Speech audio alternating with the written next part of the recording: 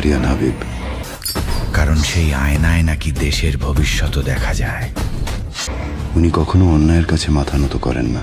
2027 সালের রোজারিদের শাকিব খানের নতুন সিনেমার নাম নিঃস্ব। এটা 1000% শিওর। নিঃস্ব নিয়ে এবার ফিরবেন শাকিব খান। সম্প্রতি গতকালকে শাকিব খান তার ভেরিফাইড ফেসবুক পেজে প্রথম আলোর নিউজ করে একটি পোস্টার রিলিজ করেছেন। প্রকাশিত সেই পোস্টারটিতে একজন সাংবাদিক শাকিব খানের সাক্ষাৎকার নিয়েছিলেন। শাকিব খানের কাছে জিজ্ঞেস করেছিলেন, তুফান তাণ্ডব তো অনেক করলেন, শান্ত হবেন কবে? উত্তরে মেগাস্টার শাকিব খান বললেন, শান্ত হলে তো গল্প শেষ, তাই আপাতত শান্ত না, নিঃস্ব হচ্ছি।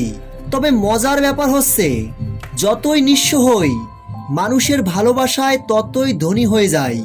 শাকিব খানের এই বক্তব্যেই বোঝা যায় শাকিব খানের আপকামিং সিনেমার নাম নিঃস্ব।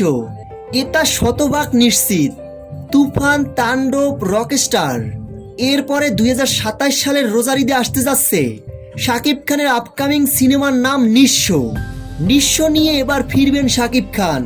দর্শকরা নিঃস্ব সিনেমাটা নিয়ে অনেক বেশি এক্সাইটেড। তো ভিউয়ার্স, এ বিষয়ে আপনাদের কি মতামত ভিডিওর নিচে কমেন্ট করে জানাতে পারেন।